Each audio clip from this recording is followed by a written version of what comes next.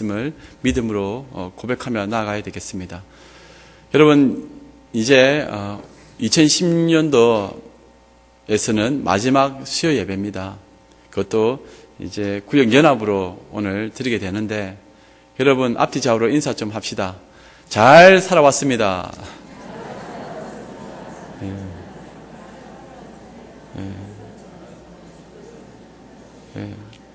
잘 살아왔다는 것은 지금 돈이 많거나 건강하거나 이런 것을 얘기하는 것이 아닙니다.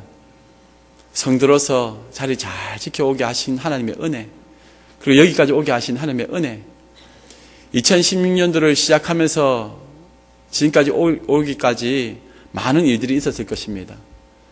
계획했던 것들, 또 꿈꾸었던 것들, 그 많은 기도 제목들 다 이루었으면 좋을 뻔했지만, 근데 그것에 다 이루지도 못했고, 또 하나님 앞에 서서 우리가 생각해 보아도 참 부끄러울 거 많고 흠 많은 존재가 아니냐.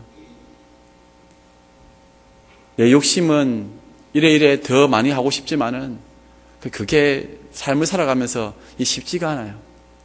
탈무드에 보면은 재밌는 이야기가 있는데, 그 내용에 보면은 항구에 배가 두 척이 있습니다. 하나는 둘 다 규모는 비슷한데, 하나는 아주 멋있고 화려하고, 그것도 새 배가 있습니다. 큰 배죠. 돛도 멋있게 달려있고, 그 많은 인파들이 거기에 몰려서 막 손을 흔듭니다. 여행을 떠나게 되는 그런 배인 것 같습니다. 근데 한쪽에 보니까 이제 배가 곧 이제 들어옵니다. 들어오는데 그쪽에는 사람들이 아무도 없어요. 그리고 그 배는 이미 바다를 저 멀리서 이제 건너왔기 때문에 페인트도 다 벗겨지고 돛도 찢어져 있고, 그 사람들도 많이 지쳐 있는 것 같습니다. 그 낡은 배 앞에는 사람들이 없어요. 탈무드에서는 이것을 우리의 인생이라고 말합니다. 사람이 태어나면은 출발하는 그 시점에서 많이 축하도 해주고 격려도 해줍니다. 뭔가 꿈을 가지고 떠나는 그 배를 환송해 줍니다. 그리고 많은 사람들이 그곳에 관심을 가집니다. 그것이 인생의 시작이라는 겁니다. 아이가 태어나고 또 자라고 첫 출근하게 되고, 이제 씩씩하게 뭔가를 이룰 수 있을 것 같아서 환영을 하고 출발합니다. 그런데 정말 우리가 주목해야 될 것은 그 거친 파도를 다 헤치고 마지막에 이제 자기가 해야 될 그 임무를 다 마치고 돌아온 그 배, 그것을 환영해야 된다는 것입니다. 그 인생이 근데 그렇게 되지가 않아요. 우리 교회에도 보면은 연로하신 어르신들이 많이 계십니다. 이 거친 세파 속에서 상처 많이 받으시고, 또 이래저래 많이 치이시고 아파하시고 눈물 많이 흘리셨다가 지금 여기까지 오셨는데, 한 해 한 해 이 연말을 맞이할 때마다 어떤 마음이 드실까? 그렇게 생각해 보면은 우리가 시간이 지나가면 지나갈수록 그런 믿음의 자리를 지켜온 그 선배들에게, 또 우리 믿음의 우리 어르신들에게 참 존경심이 생기지 않을 수가 없습니다. 세상을 내 마음대로 다 할 것 같지만은 그게 안 된다는 것을 이미 몸소 깨달았지 않았습니까? 그리고 인생의 말씀이 정말 맞구나, 그것을 경험하신 분들이지 않습니까? 그런데 떠나는 사람은 그것을 느끼지 못합니다.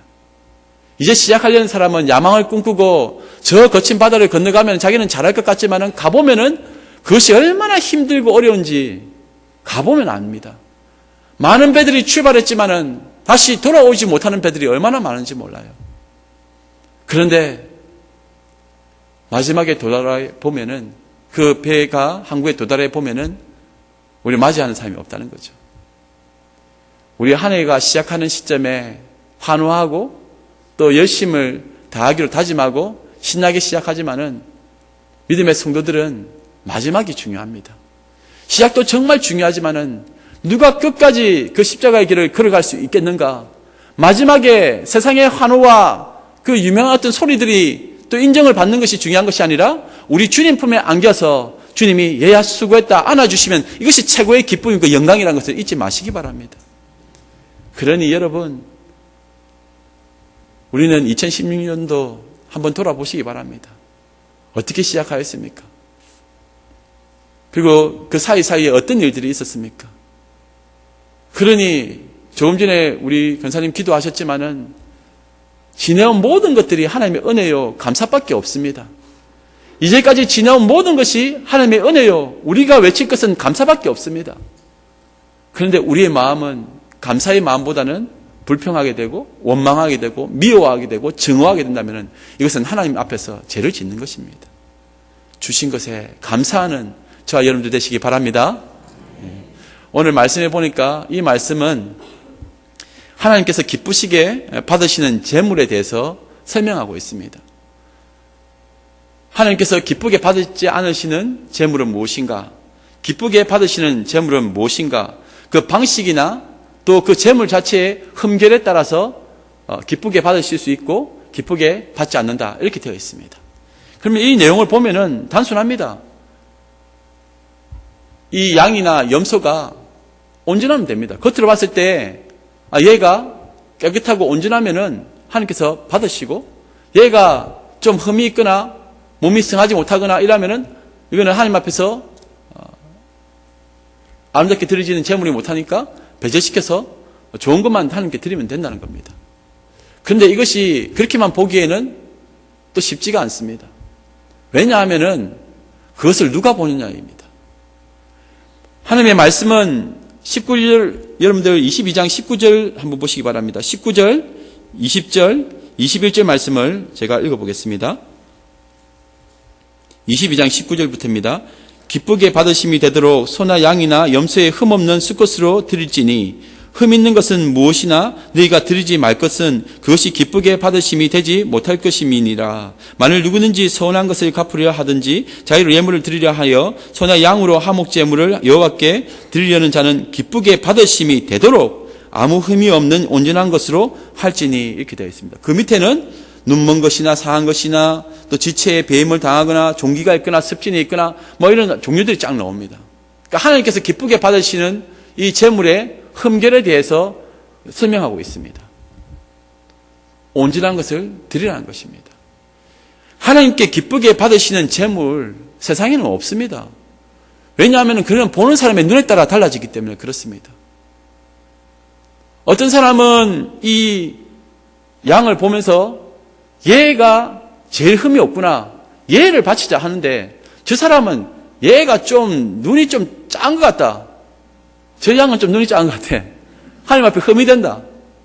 저를 보고 생각하고 웃으십니까? 눈 작은 것은 흠이 아닙니다, 여러분. 성경에도 없는 것을 여러분 이 양을 보고 어떤 사람은 이 눈이 작다, 이게 흠이 된다 이렇게 생각할 수 있지 않습니까? 어떤 사람은 제가 눈이 크다고 생각하는 사람도 있을 것이고 만에 한 명은 있을 거 아닙니까? 그런데 어떤 사람은 눈이 진짜 작다고 생각할 거 아닙니까? 자기 경험상 저보다 눈이 작은 집안에 있는 사람들은 제가 눈이 크다 할 것이고 저보다 눈이 큰 집에 사시는 분들이 많이 계시지만 그분들은 제가 눈이 아주 작다고 생각할 거 아닙니까? 그런 상황에서 자기의 경험과 자기의 기준에 따라서 그 양을 본다면은 다 다를 수가 있다는 거죠. 그리고 제사장에 따라서도 어떤 제사장은 관대한 제사장이 있을 것이고 어떤 제사장은 아주 이게 세밀하게 보는 그런 제사장이 있다면은 그 결과가 판이하게 다를 것입니다. 인간은 흠이 있는지 흠이 없는지를 알 수가 없어요. 그리고 더 중요한 것이 있습니다. 겉으로 봤을 때는 멀쩡한데 속을 알 수가 있나? 그 양이 속에 탈이 있는지 없는지를 대장 내시경 할 수도 있는 것도 아니고 겉으로만 깨끗하면 다 깨끗한 건가? 그거 뭐 엑스레이 찍을 수도 없잖아요. 근데 이 양을 가지고 흠 없는 걸 드렸는데 안에 보니까 이미 썩어가지고 막 안에 고름이 나 있고 이러면은 하나님 앞에서는 이게 어떻게 됩니까? 흠이 있는 제물이 되는 겁니다. 그러니 사람이 이것을 판단할 수 없다는 겁니다. 이것을 판단하는 사람도 문제요. 그것을 흠이 있는 이 양인지 없는지 스스로도 모르는 이 양에게 네 흠 있냐 없냐 하면은 이 양이 뭐라 말합니까? 은매라고 하겠죠. 아무 말도 못하니까 그럼 뭐 어떻게 하겠습니까? 들을 수 있겠습니까? 대충 잡아가지고 이 양 바치면 되겠다. 그렇게 바치는 겁니다. 여기에도 많은 하나님의 은혜가 있다는 겁니다. 그럼에도 불구하고 너희들이 최선이라고 바치면은 내가 받겠다. 문제는 이 흠이 있냐 없느냐, 흠없는 재물을 바치라 했을 때에 문제는 흠없는 마음을 바치라는 겁니다. 그 양의 흠결에 대한 부분을 다루고 있지만은 실상은 그것을 드리는 자의 마음을 보시는 겁니다. 과연 온전하게 드리는가? 흠이 있는데 그것을 드리고자 하는 사람, 아까워서 드리고자 하는 사람, 그 자체가 잘못되었기 때문에 이거는 받지 않는 재물이라는 겁니다. 우리가 신앙생활하면서 12조를 내든 감사헌금을 내든 교회 봉사를 하든 섬김을 다하든 이 모든 것에서 그 중심의 마음을 하나님이 보신다는 겁니다. 그래서 우리가 많은 일을 하나님 앞에 봉사했다 하더라도 그 마음에 원망과 미움과 저주의 마음 가득해가지고는 막 그렇게 한다면은 그거는 흠이 있는 양이 되는 겁니다. 그러니 흠 없는 양은 딱 한 분밖에 없어요. 예수님밖에 없습니다. 인간은 할 수가 없어요. 하나님의 은혜로 말미암아 우리가 가는 것이지 우리가 흠이 없다고 해서 우리가 흠이 없는 게 아닙니다. 우리는 흠 있는 존재입니다. 겉으로 여러분들 다 괜찮아 보이죠? 그런데 속은 알잖아요. 스스로 얼마나 속되고 얼마나 나쁜지는 스스로가 압니다. 그런데 하나님 앞에서 우리는 온전하다고 스스로 생각하는 것 자체가 교만하다는 겁니다. 내가 무엇을 판단할 수 있습니까? 내가 무엇을 할 수가 있을까요? 성경을 뒤집어 보면요, 그 안에 하나님의 마음이 들어 있습니다. 겉으로 보기에는 흠 있는 양, 흠 없는 양, 우리가 분별할 수 있다 하지만 너희들의 눈으로는 알 수가 없다. 그러면 이 제사 자체가 안 된다는 겁니다. 그런데 하나님께서는 칭의, 어렵다 인정을 해 주시는 겁니다.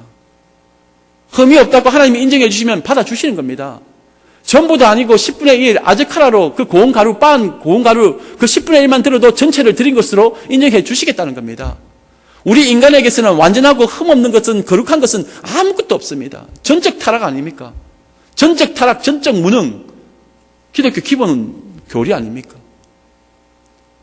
나도 타락했고 그도 타락했고. 제 친구 중에, 초등학교 친구 중에 걔는 진짜 새카맸습니다. 걔 별명이 홍까마귀였습니다. 홍까마귀. 온몸이 얼마나 까만지. 그 밤에 얼굴 보면 안 보여요. 옷만 떠다니고 얼굴은 안 보입니다. 걔 이름을 생각하는데 홍까마귀밖에 생각 안 납니다. 진짜 까매요. 그래 제가 걔하고 같이 이제 목욕탕 가면은 저는 속살이 하얗습니다. 겉은 여러분 이제 많이 탔지만은 속 사람은 깨끗해요. 그래, 안 믿으시네. 그런데 진짜 다음에 한번 목욕탕 같이 가시든지 수영장 가시든지 한번 보시기 바랍니다. 조용히 은밀하게 한번 보십시오.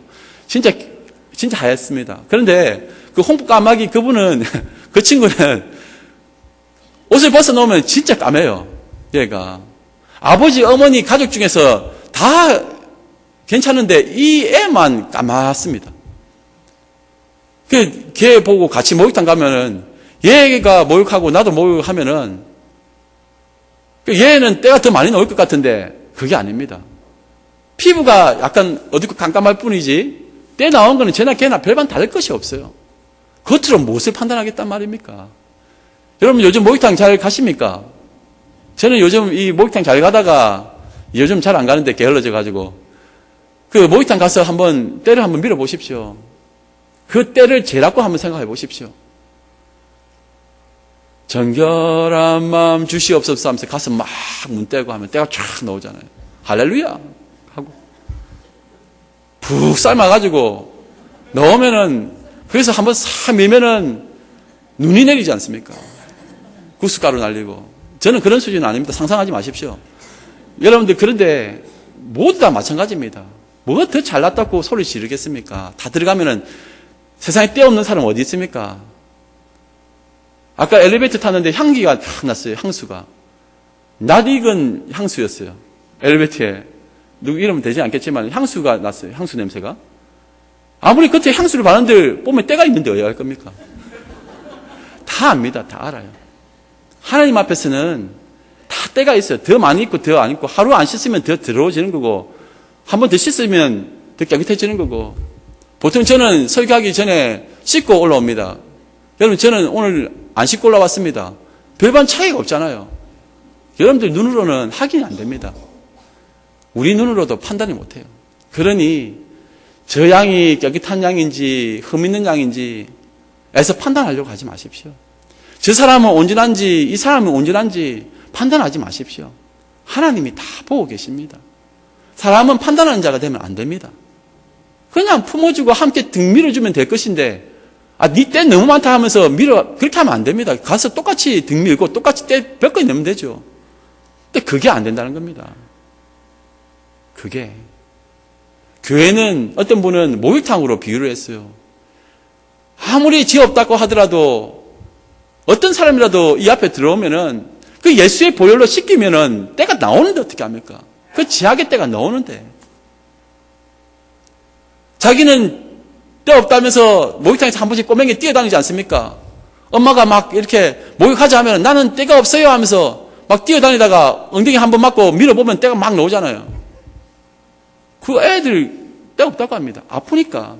교회 오면은 예수의 피로 이렇게 씻으면은 깨어져야 될 분 깨어지면은 아프고 힘드니까 도망다니는 겁니다. 그런데 주의 은혜에 그 목욕탕 안에 들어오면은 결국은 다 깨끗해집니다. 조금 더 빠를 뿐, 조금 더 늦을 뿐, 다 시간이 있어요. 그러니 뜨거운 온탕에 푹 담가가지고 완전히 몸이 이렇게 달궈질 도록 넣어놔가지고 나오면은 싹 밀면 벗겨집니다. 이제 갓 들어온 목욕탕에 들어온 사람에게 너 때 있니 없니 하지 말고 잘 보시기 바랍니다. 내 때나 보십시오. 내 때나. 그리고 이 양을 보면은 중요한 것은 양 자체의 문제도 있지만 결국은 본인의 문제 아닙니까? 제가 여기 보면서 참 제가 29절 말씀이 제 마음에는 확 들어왔는데 여러분은 어떻습니까? 너희가 여호와께 감사 제물을 드리려거든 너희가 기쁘게 받으심이 되도록 드릴지며라고 되어 있습니다. 우리가 기쁘게 드린다고 되는 것이 아니라 하나님의 입장에서 기쁘게 받으심이 되도록 드리라는 겁니다. 내가 아무리 열심히 잘한다고 내 딴에는 한다 하지만은 하나님의 방법이 있습니다. 하나님의 방법. 돈으로 때우려고 하는 거 안 됩니다. 하나님의 방법이 있어요. 하나님께서 기쁘게 하는. 내가 그 자리에 있어야 될 이유가 있습니다. 다른 것으로 얼렁뚱땅 때우려고 하지 마십시오. 기도의 자리, 말씀의 자리, 성김의 자리를 얼렁뚱땅 때우려고 하지 마십시오. 여기 내용이 나오지 않습니까? 너희가 기쁘게 받으심이 되도록 드릴지며 직분을 가졌다는 것은, 직분을 받았다는 것은 그 자리를 지키는 겁니다. 자기의 소유를 돌아보고 하나님 앞에 서시기 바랍니다. 그러니 남에 대해서 함부로 판단하고 평가하지 마십시오. 겸손히 주님 앞에 서시기 바랍니다. 우리가 뭘 주장하겠습니까? 예수 그리스도밖에는 흠없는 재물은 아무도 없어요. 그래서 제가 여러분들에게 추천하는 말씀 두 구절이 있습니다. 잘 기억하셨다가 이건 꼭 집에 가서 반복해서 읽고 외우시기 바랍니다. 먼저는 로마서 12장 1절에서 2절 말씀입니다. 로마서 12장 1절에서 2절 말씀, 잘 아시는 말씀이죠. 우리 다 함께 큰 소리로 한번 읽어보도록 하겠습니다. 시작. 그러므로 형제들아 내가 하나님의 모든 자비하심으로 너희를 권하노니 너희 몸을 하나님이 기뻐하시는 거룩한 산제물로 드리라. 이는 너희가 드릴 영적 예배니라. 너희는 이 세대를, 2절입니다. 너희는 이 세대를 본받지 말고 오직 마음을 새롭게 함으로 변화를 받아 하나님의 선하시고 기뻐하시고 온전하신 뜻이 무엇인지 분별하도록 하라. 아멘. 우리 몸을 하나님이 기뻐하시는 거룩한 산 제물로 드리라. 그렇게 되어 있습니다. 이 양을 잡아서 드리던 시대에서 이제는 우리를 드려야 되는 시대로 왔다는 겁니다. 왜? 예수 그리스도께서 흠없는 어린 양으로 죽으셨기 때문에 예수 그리스도로 구속함을 받은 우리가 이제 제물이 되어서 하나님께 드리는 것, 그 자체가 예배가 되는 겁니다. 그것이 제사가 되는 것입니다. 날마다 우리를 하나님 앞에 올려드리는 겁니다. 나 제물이 될 수 없습니다. 나는 너무나 더럽고 추악하기 때문에 하나님 앞에 나아갈 수 없습니다. 그러니 예수의 피밖에 없다고 우리는 고백하고 예수의 피로 씻음을 받고 주님 앞에 나아가는 겁니다. 성수에 들어갈 담력을 어떻게 해서 얻게 됩니까? 예수의 피로 얻게 되는 겁니다. 예수의 피로 씻음 받은 자가 주님 앞에 서게 되는 겁니다. 그것이 진정한 예배가 되는 겁니다. 제사를 드릴 때에 흠없는 양을 잡아 드리고 그리고 그것에 죄를 증가시켜서 바치는 것 아닙니까? 예수 그리스도께서 우리의 모든 죄와 허물을 다 짊어지시고 십자가에 달려 죽으셨습니다. 이제 그 피로 말미암아 우리가 구원을 받았는데 그럼 우리는 어떻게 해야 되느냐? 우리를 거룩한 산제물로 하나님 앞에 날마다 드리는 겁니다. 날마다 드린다는 것의 의미가 무엇이냐? 갈라디아서 2장 20절에 나와 있습니다. 다 같이 한번 읽어보도록 하겠습니다. 갈라디아서 2장 20절 함께 시작. 내가 그리스도와 함께 십자가에 못 박혔나니 그런즉 이제는 내가 사는 것이 아니요 오직 내 안에 그리스도께서 사시는 것이라.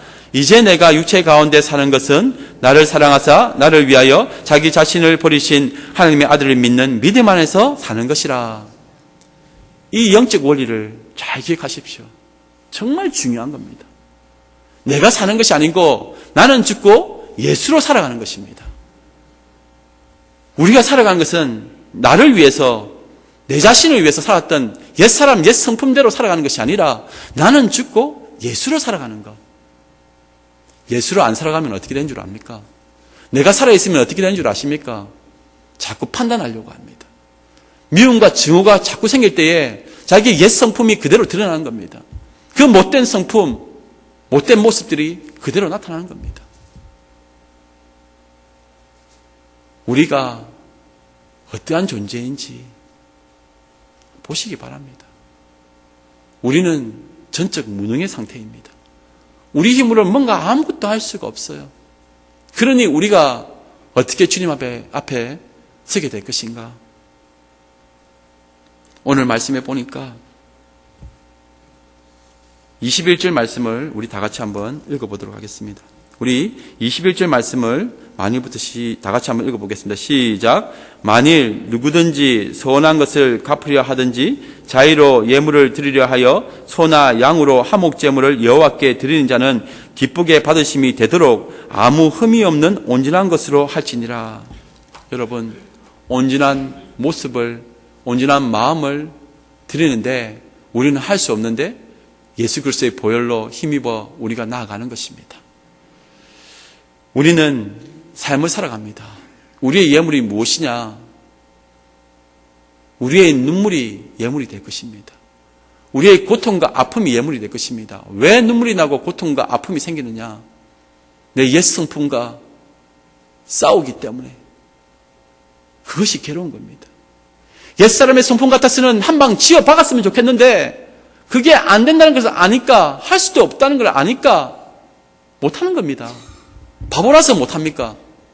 할 수 있는데 못하도록 하나님께서 막으시니 그것에 순종하는 겁니다. 그것이 괴로움인데 그것을 주님 앞에 올려드리는 겁니다. 주일날 여러분들 뭐 가지고 옵니까? 돈 들고 오는 것, 그 예물이라고 들고 오는 그 자체도 중요하겠지만 그러나 그것은 우리의 삶을 대변하는 것으로 가져오는 겁니다. 우리 삶의 그 치열함, 세상에서 먹고 살기 위해서 힘썼던 그것이 아니라 예수 그리스도의 자녀단, 예수 그리스도와 함께 하나님의 자녀된 그 삶을 지켜가기 위해서 몸부림쳤던 그 눈물과 아픔과 그 간절한 기도 제목들을 가지고 주님 앞에 나아가는 겁니다. 그것이 예물이 되는 겁니다. 죽기까지, 피 흘리기까지 여러분들 싸우십니까? 죄와 싸우고 있습니까? 그것을 가지고 오십시오. 그것이 예물이 되는 겁니다. 우리의 삶은 제쳐놓고 몇 푼 돈 가져왔다고 하나님 앞에 고개 들려고 하지 마십시오. 인간이 가져와봤자 그 하나님 앞에서는 그게 뭡니까? 하나님께서는 소든 양이든 그것이 중요한 것이 아니라 그 향기를 받으신다고 되어 있습니다. 태워진 향기. 그것을 태우는 시간이 예배의 시간입니다. 우리의 삶의 치열함을 가지고 주님 앞에 가지고 나왔을 때에 주께서는 그것을 태우시고 받으신다는 겁니다. 태워질 흠없는 예물을 주님 앞에 가지고 오라는 것입니다. 그러니 우리가 어떤 찬양을 하게 됩니까? 어떤 기도를 하게 됩니까? 여러분들, 우리가 어떤 기도를 해야 될지 고민이 되시면은 지금 제가 읽어드리는 이 찬송가를 통해서 여러분들 기도 제목으로 삼으시면 참 좋을 것 같아요. 찬송가 212장입니다. 조금 전에 우리가 불렀죠. 이 성도의 기도문이라고 제가 이름을 붙였으면 좋겠습니다. 성도는 어떻게 기도해야 되는가? 어떠한 삶을 살아가야 될 것인가? 212장인데 한번 가사를 1절부터 한번 보겠습니다.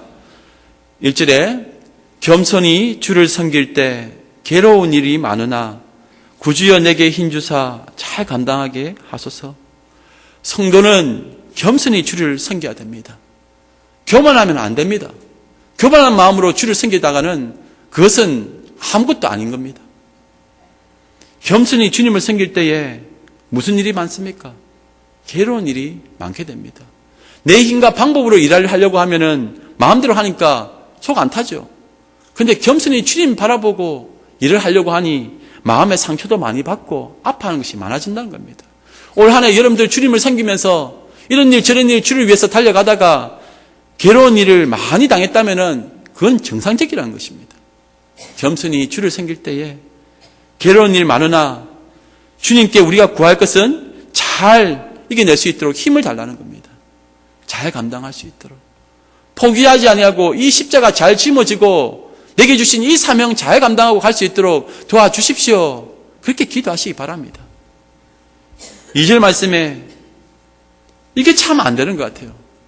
인자한 말을 가지고 사람을 감화시키며 갈 길을 잃은 무리를 잘 인도하게 하소서. 말 한마디가 가치가 있어야 됩니다. 사람 한 사람 만나서 이야기할 때에 그 안에는 예수 그리스도의 능력이 나타나야 됩니다. 사랑의 능력이 나타나야 되고 평화의 능력이 나타나야 되는데 가는 곳마다 맞닥고 소리치지만은 그 이후에 분열이 나고 아픔이 생기고 상처가 생긴다면 그거는 가짜입니다. 인자한 말을 할 수 있습니까? 직분을 받게 되고 교회에 이런 일 저런 일을 많이 하게 되면 될수록 말 때문에 넘어지고 아파하고 상처받는 사람들이 얼마나 많은지 몰라요. 자기만 모릅니다. 자기만 몰라요. 인자한 말을 가지고 사람을 감화시킬 수 있는 믿음의 사람들 되시기 바랍니다. 이 정도 신앙생활 하셨으면은 그 정도 존경은 드려야 될 거 아닙니까? 그런데 왜 그렇게 안 될까요? 기도하는 자리, 말씀의 자리 그렇게 열심히 왔다면은 전인격적인 성령의 능력으로 말미암아 전인격적인 변화가 있어야 되는데 안 된 이유가 무엇일까요? 그 마음에 말씀의 밭이 제대로 자라나지 못했기 때문에, 말씀이 제대로 자라나지 못했기 때문에 옛사람 그 성품대로 가는 겁니다. 우리의 말 한마디가 예수 그리스도의 형상이 드러나도록 만들어가고 있는가? 나 인간의 말이 아니라 우리 주님의 말씀이 내 입에서 나오고 있는가? 갈 길을 잃은 무리를 잘 인도하게 하소서. 앞에서 우리 장로님, 권사님, 집사님 기도하실 때에 그 기도에 감화 감동의 능력이 나타나는가? 기도는 멋있는데 그 삶의 모습이 엉망이면은 그거는 거짓된 겁니다. 갈 길을 잃은 무리를 잘 인도할 수 있는 믿음의 직분자들 다 되시기 바랍니다. 믿음의 성도들 되시기 바랍니다. 가정에서도 마찬가지입니다. 자녀들 앞에서도 마찬가지입니다. 3절에 구주의 귀한 인내를 깨달아 알게 하시고 굳건한 믿음 주셔서 늘 승리하게 하소서. 우리가 승리할 수 있는 이유가 뭡니까? 예수 그리스도의 그 인내하심, 십자가에 달려 죽기까지 우리를 사랑하시고 하나님의 뜻을 이루어 가신 그 예수 그리스도, 그분의 그 사랑을 깨달으면서 그분을 바라보면서 우리 주님 바라보면서 믿음 지켜가는 것, 그것이 우리의 승리가 된다는 겁니다. 사람의 힘으로 승리를 얻을 수 없습니다. 내가 목표한 것 이루기 위해서 사람들을 때려서 협박해서 그 자리를 차지하는 것 아니라는 겁니다. 십자가에 죽어야 될 때에 상황 속에서 날마다 내게 다가오는 그 십자가에 내가 죽느냐 안 죽느냐, 잘 죽는 것이 승리라는 사실을 잊지 마시기 바랍니다. 그것이 믿음의 삶입니다. 마지막으로 장래의 영광 비추사 소망이 되게 하시며 구주와 함께 살면서 참 평강 얻게 하소서. 장래의 영광을 비추사라고 되어 있습니다. 장래의 영광이 뭡니까? 천국의 소망이고 앞으로 되어질 미래 가운데 하나님께서 어떻게 역사하실 건가 그것을 기대하는 거 아닙니까? 우리의 장래의 소망은, 장래의 영광은 오직 예수 그리스도밖에 없습니다. 그것이 우리의 소망의 전부가 되어야 됩니다. 돈이나 자녀나 지금 사놓은 땅값이나 이것이 우리의 소망이 되면 안 돼요. 그것은 철저히 주의 길에서 벗어나는 겁니다. 구주와 함께 살면서 참 평강 얻는 것, 더 이상 무엇을 바라겠습니까? 우리 주님과 함께 살아가시기 바랍니다. 이것이 전부입니다. 그 가운데 평안이 있는 거예요. 그러니 미치지 못할 것에 마음을 두지 말고 세속적인 야망이나 욕망, 높은 자리 생각하지 말고 겸손히 주님 따라가면은 그 안에 하늘의 평안이 임한다는 것을 잊지 마시기 바랍니다. 우리의 마음이, 우리의 삶이 전인격적으로 주님께 올려드리지는 흠없는 제물이 되기를 주님의 이름으로 축복합니다. 이 시간 우리 212장 겸손히 주를 섬길 때 믿음으로 고백하며 한번 나아가기 바랍니다. 212장 이 찬양 부르실 때에 여러분들 준비한 예물 올려드리시기 바랍니다.